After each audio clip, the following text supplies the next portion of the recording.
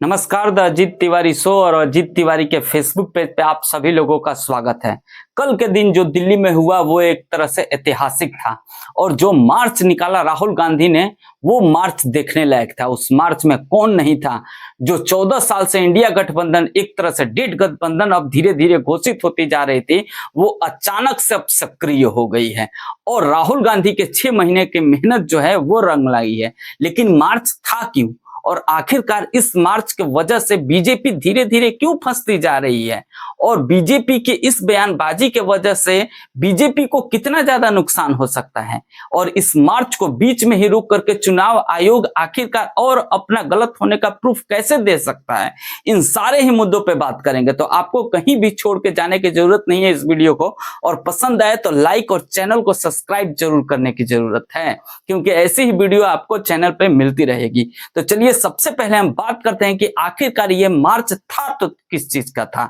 और इस मार्च को बीच में ही दिल्ली पुलिस ने क्यों रोक दिया, क्यों आखिरकार प्रशासन भेजना पड़ा चुनाव आयोग को और सरकार को। तो मैं आपको बताऊं कि 3 मुद्दे पे ये मार्च था। पहला मुद्दा वन मैन और वन वोट का था। राहुल गांधी जब से वो 1 लाख वोटर को एक्सपोज किए हैं कर्नाटका में, तब से राहुल गांधी का कहना यही है कि एक आदमी सिर्फ एक ही वोट करे और ये तय करना चुनाव आयोग का काम है, जो कि अपना काम सही से नहीं कर रही है, जिसको याद दिलाने के लिए ये मार्च निकाला गया है। दूसरा था 1 लाख वोट चोरी करके चुनाव आयोग ने बीजेपी को मदद करी, जिसके वजह से बीजेपी सरकार में आई, दूसरा मुद्दा था। तीसरा मुद्दा था बिहार में एसआईआर को लेकर के, जहां पे 65 लाख से ऊपर वोटर का नाम काटा गया है और जब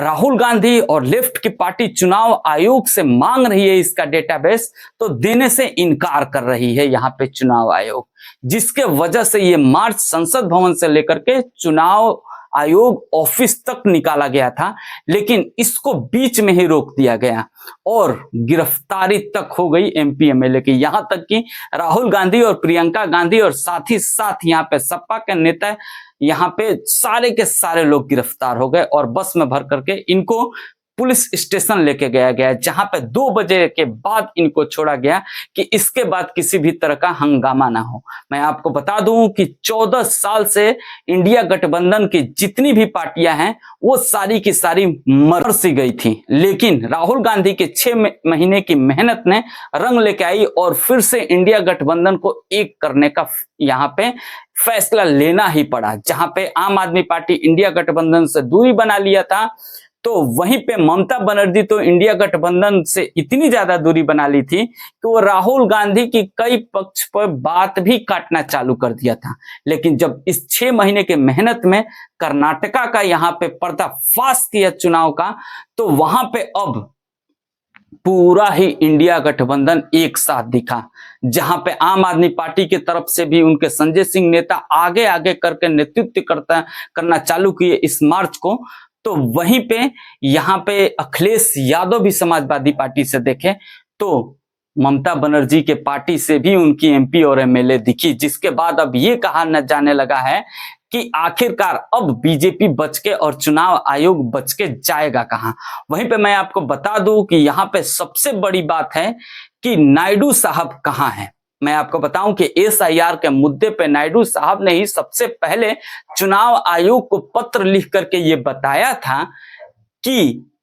आप ये गलत कर रहे हैं और ऐसे में जांच की मामला है और ये मामला अदर जो एजेंसी है, जांच एजेंसी है, उसको देने का यहाँ पे सरकार से मांग करी थी। इसलिए यहाँ पे बनता है कि नायडू साहब भी इस रैली का समर्थन करें, लेकिन सरकार में होने के वजह से नायडू साहब भी खामोश हैं। लेकिन कब तक खामोश रहेंगे नायडू साहब, ये भी देखने वाली बात है। क्या बिहार में होने वाले चुनाव के बाद में यदि नीतीश कुमार का और बीजेपी का सरकार नहीं बनता है, तो उसके बाद में नायडू साहब और नीतीश कुमार मिलकर के एक बड़ा फैसला ले सकते हैं, क्योंकि ये बिहार के चुनाव के ऊपर में डिपेंड है। जिस तरह से यहाँ पे राहुल गांधी और इंडिया गठबंधन बीजेपी के ऊपर में हावी हो रही है और जिस तरह के आरोपें लगाई जा रही है, और खास तौर से वोट चोरी का आरोप। दिल्ली में मार्च के दौरान एक नारा लगाया यहाँ पे कि वोट चोरो गद्दी छोड़ो, और ये वोट चोरी में संपूर्ण योगदान रहा है चुनाव आयोग का, जिसके वजह से ये राहुल गांधी यानी इंडिया गठबंधन वर्सेस चुनाव आयोग हो गया है। और इस मामले में यदि बीजेपी जितनी ज्यादा बोलते जा रही है उतनी ज्यादा फंसते जा रही है, क्योंकि बीजेपी इस मामले में चुनाव आयोग को डिपेंड कर रही है और इसी डिपेंड करने के वजह से यहाँ पे राहुल गांधी और ज्यादा स्ट्रॉन्ग दिखने लगे हैं। मैं आपको बता दूं कि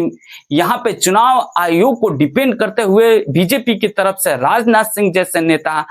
अमित शाह जैसे नेता दिखे, जिसके वजह से अब और भी ज्यादा स्ट्रॉन्ग बिलीव होते जा रहा है राहुल गांधी के ये 1 लाख वोट चोरी का आरोप चुनाव आयोग के ऊपर में लगाया है उसके ऊपर में। वहीं पे अब यदि हम SIR का बात कर ले तो SIR में 65 लाख से ऊपर वोटर का नाम काटा गया है बिहार में। और इस पे जब राहुल गांधी ने और जो इंडिया गठबंधन है उसने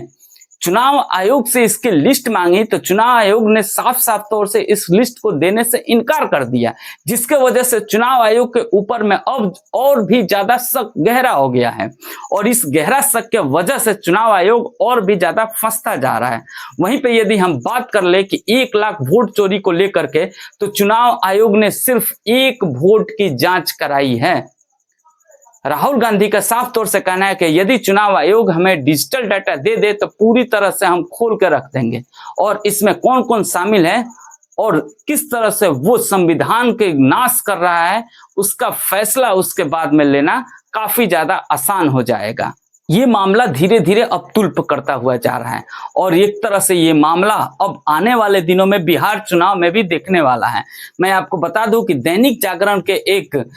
यहाँ पे न्यूज के अनुसार मुजफ्फरपुर में भी वोट चोरी, वोटर आईडी कार्ड बनाने को लेकर के एक मुद्दा है, जहां पे एक ही घर में 200 से ऊपर लोगों का एड्रेस पाया गया है। तो ये मामला अब धीरे धीरे ज्यादा बढ़ता जा रहा है और तुल लेता जा रहा है। आपको क्या लग रहा है, क्या सच में इसमें बीजेपी को चुनाव आयोग को डिपेंड करना बंद कर देना चाहिए, नहीं तो और भी ज्यादा बीजेपी फंस सकती है? और क्या चुनाव आयोग को सच में डिजिटल डाटा यहाँ पे लेफ्ट को प्रदान कर देना चाहिए कि हाँ जो भी है लो देखो, या फिर अब चुनाव आयोग को ये करना चाहिए कि ये एक जांच का विषय है और जांच का यहाँ पे दे देना चाहिए कि अब हम इस पे जांच करेंगे और इसका उपयोग करके जो भी इसमें गलत है उसको संवैधानिक तौर पे सजा दी जाएगी। कमेंट्स करके जरूर बताइएगा। साथ ही साथ यदि आपको ये वीडियो पसंद आया हो तो लाइक और चैनल को सब्सक्राइब, और फेसबुक पे देख रहे हैं तो फॉलो जरूर करिएगा। मिलते हैं हम आपसे अगले वीडियो में। जय हिंद।